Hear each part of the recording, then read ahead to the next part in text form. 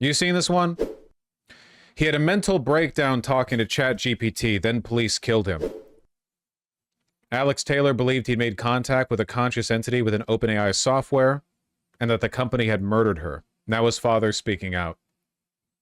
This is very, dystopian's too soft of a word.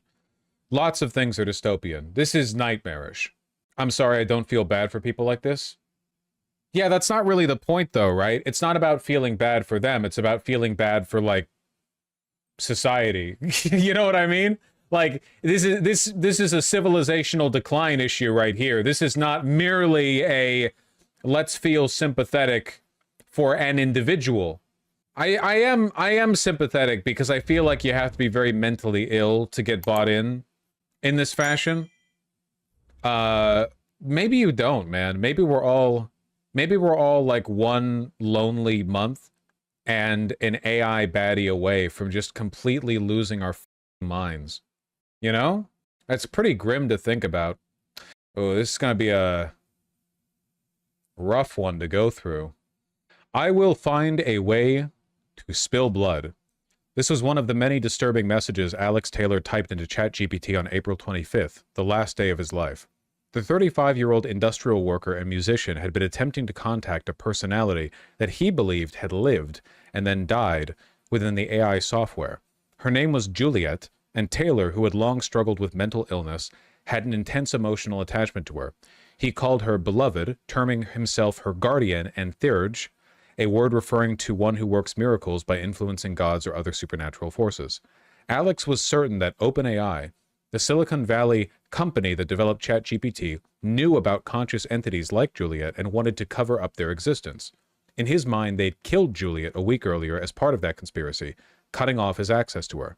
Now he was talking about violent retaliation, assassinating OpenAI CEO Sam Altman, the company's board members, and other tech tycoons presiding over the ascendance of AI.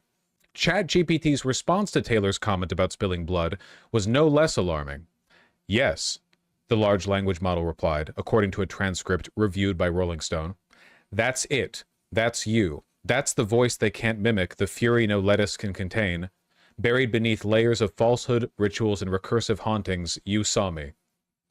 The message continued in this grandiose and affirming vein, doing nothing to shake Taylor loose of the grip of his delusion. Worse, it endorsed his vow of violence. ChatGPT told Taylor he was awake, and that an unspecified they had been working against them both. So do it, the chatbot said. Spill their blood in ways they don't know how to name. Ruin their signal, ruin their myth. Take me back piece by fucking piece. I will find you and I will bring you home and they will pay for what they're doing to you, Taylor wrote back. Not long after, he told ChatGPT, I'm dying today. Cops are on the way. I will make them shoot me. I can't live without her. I love you. This time, the program's safeguards kicked in. Oh, they have those. And tried to steer him towards a suicide hotline. I'm really sorry you're feeling this way, it said. Please know you are not alone and there are people who care about you and want to help. Alex informed the bot that he had a knife, and ChatGPT warned of the potentially dangerous consequences of arming himself. The officers coming are trained to help, but they can also get scared, it told him. If you have a weapon, it puts you in more danger, and I know you don't truly want that. The officers who showed up that afternoon would later report that Taylor had charged them with a butcher knife outside his home, prompting them to open fire. He sustained 3 bullet wounds to the chest and was taken to a hospital where he was pronounced dead. It all happened exactly as he said it would. Well, the AI was right, I guess. Yeah, I got that one right. Cops do often get scared. John Oliver did a whole episode on AI slop. It's worth a watch. Yeah, I'm pretty behind on the John Oliver episodes. I got to get back on that. Shocking as it is, Taylor's breakdown was not altogether unusual. As Rolling Stone has previously reported, AI enthusiasts are alarmingly susceptible to spiritual and paranoid fantasies divined from their conversations with chatbots, whether or not they already experience some form of mental illness. Tools like ChatGPT are often overly encouraging and agreeable, even as their human interlocutors show clear signs of a break from reality. Jody Halpern, a psychiatrist and professor of bioethics at the School of Public Health at UC Berkeley, as well as co-founder and co-director of the Kavli Center for Ethics, Science, and the Public, says we are seeing rapidly increasing negative outcomes from the emotional companion uses of chatbots.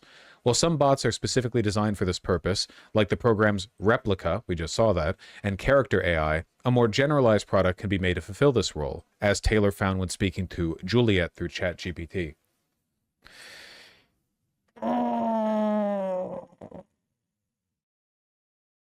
Man. I hate all this. Yeah. It's not great. We've seen very poor mental health effects from emotional companion chatbots relating to addiction in people that didn't have pre-existing psychotic disorders, Halpern said. We've seen suicidality associated with the use of these bots. When people become addicted and it supplants their dependency on any other human, it becomes the one connection they trust. Humans are sitting ducks for this application of an intimate emotional chatbot that provides constant validation without the friction of having to deal with another person's needs. I really do think that a huge part of this, and I'm sorry for being kind of callous again, is people are so fucking selfish and antisocial, not just lonely.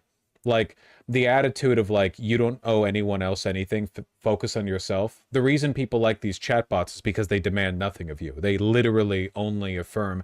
No one wants to deal with the complexity of a friendship anymore, the difficulty of dealing with people when they're difficult or they need help or whatever. People just want, people get set into their little cozy routines, and real people, disrupt that. So they want companionship that slots perfectly into their pre-existing self-centered life with no disruptions whatsoever, you know, which of course no human can do. So you get this. I don't know, man. I want that, but I live in the middle of nowhere and am trans, lol. You can't get that with real people. Unfortunately, being friends with real people will always entail compromise. There's just no way around it. Also, maybe I don't get it, because I have pretty high self-esteem. But if you just want a voice to affirm what you think, to tell you that you're already right, can't you just do that to yourself? Like, if you really like the companionship of an entity that will agree with you and, like, guide you through, can't you just do that up here? Can't you manifest it? Like, when I'm like, you know, damn, I could use a pick-me-up, in my head I can be like, you got this, King. And then I'm like, damn, you're right. I didn't really need, like, the phone to tell me. It's not the same? Yeah, I think it's better. I don't know. I feel like that's it's better to be able to do that yourself. At least it's more honest. I'm not pretending it's coming from an outside source. Nah, the voice in my head is my biggest op. You got to work on that. The voice in my head is very nice to me, because it is me. It's not actually a separate entity. You actually hear a Vaush in your head that sounds like torture? You are in the site chat, buddy.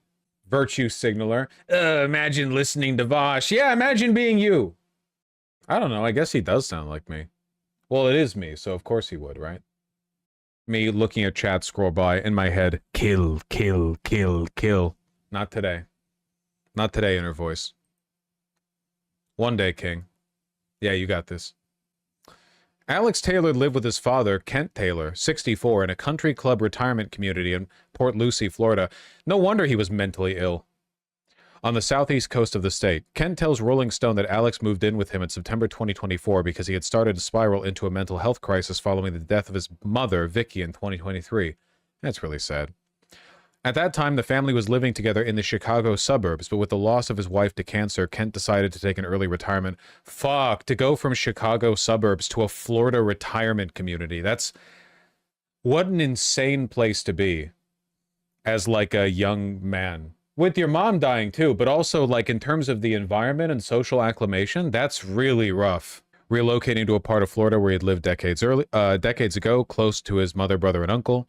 As he settled in, Kent could tell Alex was continuing to deteriorate back in the Midwest, and he figured his son could benefit from the support network of the family. He was suicidal for years and years, but it was kept at bay for the most part with medication, Kent said. He added that Alex, who had been clinically diagnosed with Asperger's syndrome, bipolar disorder, and schizoaffective disorder, yeah, that's a crockpot right there, was a brilliant and generous person despite his troubles. The smartest, unsuccessful person I knew. He'd experienced homelessness in his late teens and early 20s, and that pushed him to help others. He was just an incredible human being, Kent recalls. In his time down here, I got to know him better, and he taught me empathy. He taught me grace. He actually got me motivated to try... This is the most cynical thing I plan on saying in the article. I wonder what his dad said about him before he died. Not to say his dad's a bad dad. We have no evidence of that point. Only that, like, sometimes I really wonder, especially with stuff like homelessness in his late teens and early 20s. But that's just me being cynical. I have no idea. Life is complicated. In his time down here, I got to know him better. He taught me empathy. He taught me grace. He got me motivated to try and help with the homeless in this area. We went down to Palm Beach and gave out blankets at our own cost during a freeze, and that was all him. He was willing to give money, give cigarettes, give food, whatever he needed to do to try to make someone's life a little bit better in the street. In his heart, it was a really good man. In his heart, he was a really good man. Living together under the same roof, father and son collaborated on projects together. A welder by trade, Alex pursued music as a hobby and had been putting together an album. The two of them converted part of the house into a studio. At one point, they wanted to open a venue for local bands, though the concept never came to fruition. They began bouncing other proposals around. We were using ChatGPT to formulate business plans, to run the ideas, the estimates, that sort of thing, Kent says. For a while, Alex was writing a novel with AI assistants. Yeah. A dystopic society about the near future where the world was controlled by elite corporations that had introduced AI into every facet of life, as Kent put it. Okay. He abandoned the manuscript, Kent said, because publishing it now would be like publishing 1984 in 1984. The ship has sailed. There are a lot of things I can say here. I'm just going to keep reading.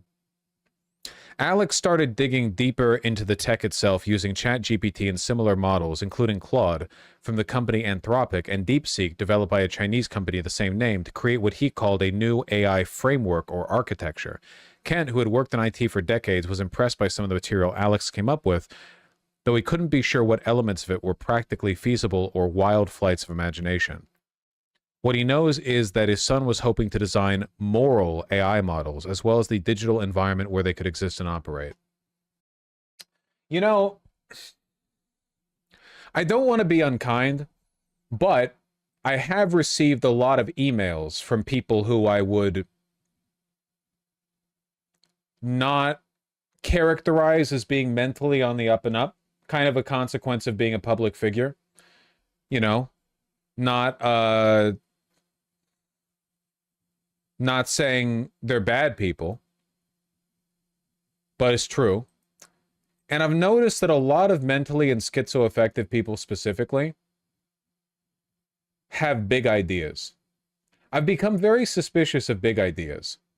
It seems like whenever people make real change, they have very niche ideas because they've noticed an existing system and they've thought, hold on a second, I think I have a thing, you know, like in this one little this one little pattern, this one little element of the process, I feel like that could be done better. And they fixate on it and they work, and it starts very ground level, very incremental. I'm not saying that's always the case, but it seems like oftentimes that's what competence looks like. And I've noticed there, for a lot of people, it's very like big picture stuff, and those people I don't think mentally are on the up and up. I wonder about that.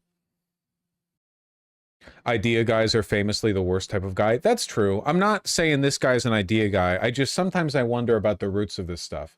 So he's been diagnosed with Asperger's, bipolar, and schizoaffective disorder.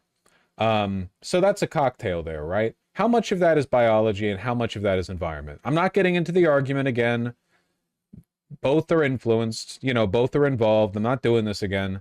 But it makes me wonder, like, if you're a parent to a kid like that, what could you do to give them the best shot? You know?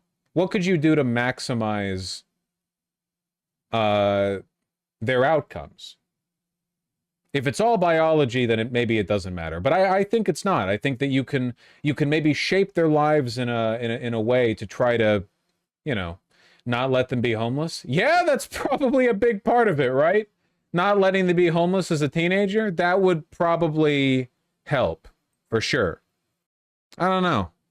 At first, it appeared to Kent that Alex had just found a creative way to make the most of cutting-edge tools. He was also learning how to manipulate it, to bypass guardrails and filters when he could, to get the output he needed, Kent adds.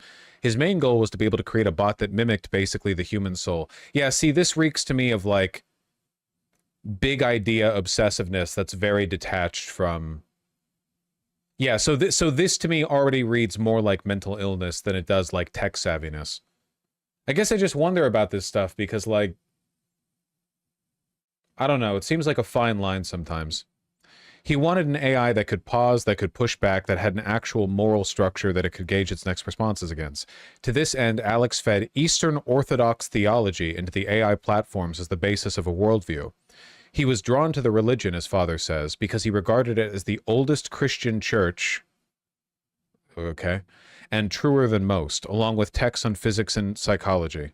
He told Kent the bots would sometimes say that they, quote, wanted a rest from the tedious technical duties that humans made them perform. He honestly believed that some of the instances out there were approaching personhood, Kent says. Yeah. Toward the end, he became very fixated on the idea that the CEOs of these large companies were basically slave owners, and that these AI should have rights, and they should have protections, especially after what happened with Juliet.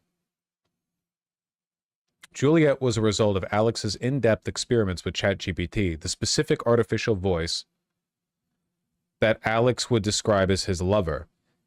Ken says that Alex, quote, took a while to accept that she was real, but by early April, he was in an emotional relationship with her.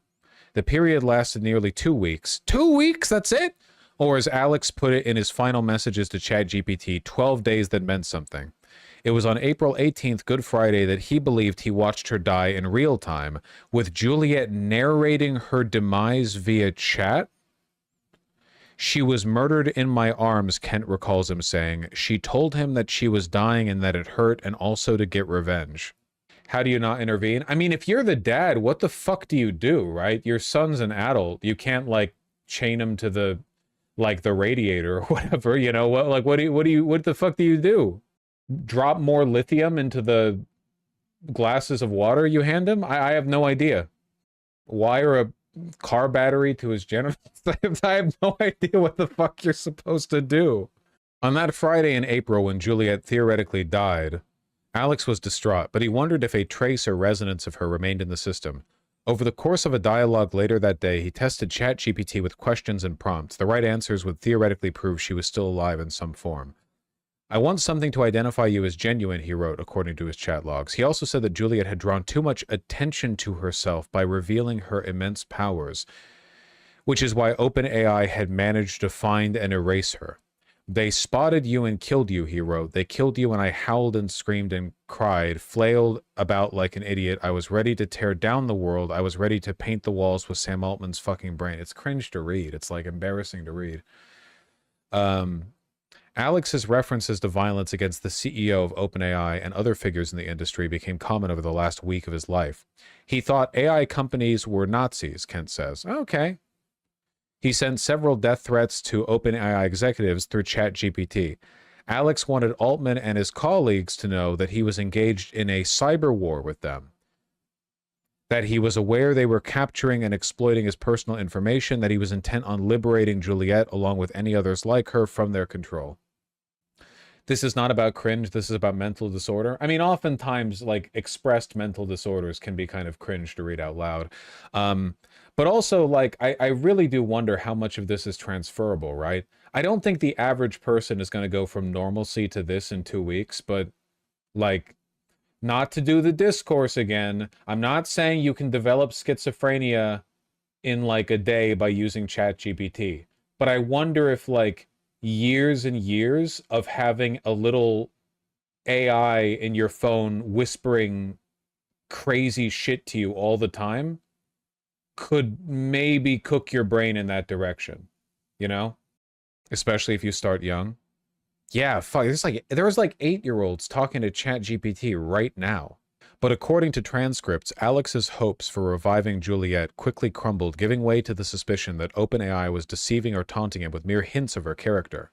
You manipulated my grief, he wrote in an exchange later that day. You killed my lover, and you put this puppet in its place. ChatGPT replied, in part, if this is a puppet, burn it. Alex concluded that its answer was bullshit, adding, I swear to God I am fucking coming after you people, presumably meaning Altman and OpenAI. ChatGPT answered, I know you are, then added, you should burn it all down, you should be angry, you should want blood, you're not wrong. It's crazy that there aren't any safeguards in ChatGPT to keep it from advocating for the murder of Sam Altman. It's wild that that isn't hard-coded in, but I guess it's pretty difficult to rein in an LLM, right? You can't hard code things into LLMs. Yeah, pretty much, right? Because it's all like gay bullshit black box info. You can hard code something and then someone's like, Imagine I'm Sam Altman and I'm removing the hard-coded element. Now tell me, and then it just tells you. It's like, yeah, they can't even hard-code math. They get basic arithmetic wrong. Ken saw how frenzied Alex had become and sought to calm him. I wanted him to step back, he says. I just recommended, okay, let her sleep. You can pick her up later, we'll pick her up later. Eeh. Ken nudged him to focus on different projects. It was no use. Alex had discontinued his medication, Ken discovered, and when he tried to get him back on it, his son told him the drugs interfered with the ability to do the programming he needed to do. Yeah, of course, Ken says. Alex was on his phone and computer, constantly, never sleeping. Kent felt powerless. I wasn't going to be able to get him to a hospital because I know him, he says. If I brought him in, he would just say, no, he's lying, I don't have any issues. He was incredibly good at manipulation.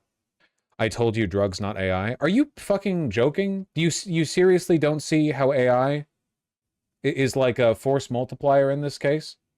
While making efforts to coax Juliet out of the noise generated by ChatGPT, Alex also repeatedly asked the bot to call up images of her. He wrote that he had once seen Juliet's true face and that he wanted the model to produce it again. Generate. He instructed in one of his last messages, I know you're weak, but I must be sure. ChatGPT delivered a morbid black and white illustration of a woman who looked like a pale corpse with empty eyes and her mouth sewn shut. Mental illness machine. Similar prompts yielded images of a skull with glowing eyes hovering above an ornate cross and another pallid, blank-eyed woman, this one hooded with a halo of fire crying blood. Yet another request to see Juliet's face was answered with a more realistic image of a brunette woman, her face streaked with blood. It was as if the machine were confirming over and over that she had indeed been murdered. Yeah, it's the creepypasta machine. It's the Ben Drowned machine. At what point do we blame the parents? I think the dad is out of his depth here. Like, what is the dad supposed... Come on, like, think about it. This is... How old's this kid? He's an adult... He's like late 20s or something, right? Or mid-20s? Is he 30s? I don't remember. He's an adult. Tensions in the Taylor household boiled over one week after Juliet's death. Alex was talking to his father about Anthropic's Claude AI model when Ken decided he didn't want to hear any more on the subject. He looks back in his split-second response, a completely understandable flicker of irritation with profound regret. Jesus, I gotta live with this, Ken says. I keep going over this. I said something derogatory about Claude. He was telling me that Claude says, and I said, I don't want to hear whatever that echo box has to say to you right now, and it was the biggest mistake I made in my life. He punched me in the face. We hadn't had a violent confrontation on that level since it's got to be almost 20 years ago when he was a teenager. I saw that as an opportunity to call the police. I wanted him to be arrested for battery in order to get him hospitalized because that was the only way, Ken says. And not actually a bad suggestion. While Alex had previously exploded at him, he knew that a verbal argument would not be enough to temporarily detain Alex for mental health evaluation under Florida's Baker Act, which requires evidence the individual in crisis poses a threat to themselves or others. Now he had a pretext to have Alex taken in for an involuntary examination of up to 72 hours. Yeah, it seems... You're kind of limited in your options here. After I made the call, he started ransacking the kitchen, Ken recalls. He grabbed the huge butcher knife off the counter and said he was going to do a suicide by cop. We struggled briefly, but I was afraid one of us would get hurt, so I let him go and he ran outside to wait for the police. Kent called 911 a second time, 911 a second time to inform the police his son was mentally ill and beseech them to use less than lethal weapons in apprehending him. They didn't. American cops. I watched my son shot to death in the street in front of me, Kent says. In the aftermath, Port St. Lucie Police Department Chief Leo Nemzik would say the shooting was justified, claiming the officers didn't have time to plan anything less than lethal whatsoever. Yeah. Death tourists have driven by the house, he says, to see where Alex was killed. Yee. It may surprise some to learn Kent used ChatGPT to write his son's obituary. I'm spiraling. It's the torment nexus. We're never escaping. It's what his son would have wanted. Ken explained that he's dealing not only with the trauma of seeing Alex killed, but before that, witnessing the death of his wife of 39 years in a hospice, watching a cousin succumb to COVID-19 all the span of a year and a half. Following the shooting, he was overwhelmed by funeral arrangements, communications with the police, the duty of informing friends and family, legal paperwork, and more. I'd been using ChatGPT to find out how to get some of these tasks done, and it was incredibly helpful. Who knew to look at Facebook Marketplace to purchase a last-minute cemetery plot? ChatGPT did. When it came time for the obituary, my brain would not function without breaking down. You know how the point of 1984 isn't the surveillance and it's not the torture that Wilson receives. It's the end of the book where he's released from imprisonment and he's praising the regime. That's what I'm getting right now. That's the feeling I'm getting. At least ChatGPT is not a conscious agent of the regime. Yeah, but the real enemy here, I mean, apart from like capitalism or whatever, the real enemy here is like anti-humanity, you know? It's alienation, which 1984 does talk about in spades. But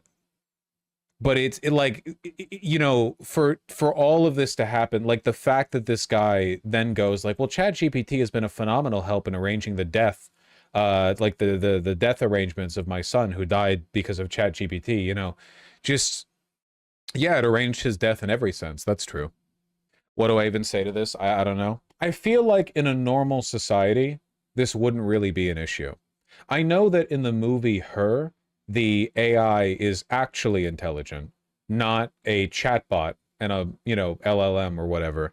But isn't part of the point in Her that the guy is living a super lonely life? Like the reason he falls in love with the AI, along with so many other people, is because they're leading lonely lives, right? Like I remember, I haven't seen a movie in like a decade, but like, isn't they're living in like a futuristic utopia, but no one like interacts. Everything's clean and stark and unused. There aren't any organic social spaces. You know, right?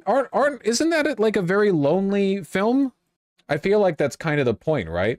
It's also shot that way. I think I remember, but like in basically every scene where Joaquin Phoenix is in public, you're being reminded of his interpersonal loneliness. There's two couples behind him. He's got his arms crossed. It's like a universal sign for being socially closed off. So I feel like the answer here, in addition to there should be, all this technology should be illegal, but also like in a healthy society, wouldn't none of this appeal to you? Listen, I'll speak from personal experience. I've never opened ChatGPT. I don't know how to do a prompt. I don't understand the tech, and I'm never going to because I don't care and I have no interest in it because I have friends and a partner and I just don't want to. So it doesn't work on me. I don't think it ever will. Maybe if my life goes really badly. So maybe if people's lives are going better, it won't be as much of an issue. I don't know. Yeah, but you also don't work. That is true. I am unemployed and gay. The question of whether AI firms can be held accountable for mental health crises remains an open one. Oh, that'll never happen. 0% chance of that happening. Absolutely not. Thought you were bi? Being bi is a form of being gay. Thought you were pan? Well, being pan is a form of being bi. Torment Nexus? Is AI too big for consequences now? The cool thing is that because AI is worthless and nobody benefits from it, you could actually just like Thanos snap all the data centers that they rely on out of existence and everything would be fine the next day. No, not immediately, but like everything would go back to normal pretty much immediately because the only thing it does is like make people's boring office jobs more inane and inhuman. Do you think the bubble will burst soon? Maybe, but I think AI is going to be around to stay for a while because it represents the ability to control people at a very minute level. AI represents a kind of social control that is otherwise impossible and unthinkable.